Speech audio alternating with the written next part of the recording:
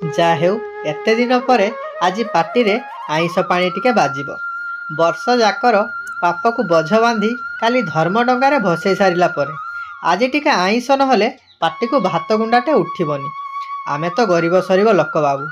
ଆଜି ଛାଡ଼ ଖାଇରେ ବଜାରରୁ ମାଛ ମାଂସ କିଣି ଖାଇବା ଆମ ପକ୍ଷେ ସମ୍ଭବ ନୁହଁ। ତେଣୁ ରୋହି ଭାକୁରର ଭିଟାମିନ୍ ଆମ ଦେହରେ ପଶିବାଟା ସ୍ୱପ୍ନ। ସେଇଥିପାଇଁ ଏଇ କରାଣ୍ଡିର ପେଟ ଚିପିବା ଛଡ଼ା ଆମର ଆଉ ଦୌଡ଼ କେତେ ବାବୁ। ସେ ଯାହା ବି ହଉ ଆପଣମାନଙ୍କୁ ଛାଡ଼ ଖାଇର ହାର୍ଦ୍ଦିକ ଅଭିନନ୍ଦନ। ଆମ ଅବସ୍ଥା ତ ଦେଖିଲେ ବାବୁ, ବେଶୀ କିଛି ଦରକାର ନାହିଁ। ମାଂସ ପଛେ ନହେଲେ ନାହିଁ, ମାଂସ ଗୋଟେ କେମିତି ଦେବେ, ପଇସା ଦେଇକି କିଣିଛନ୍ତି ନା ଆଉ।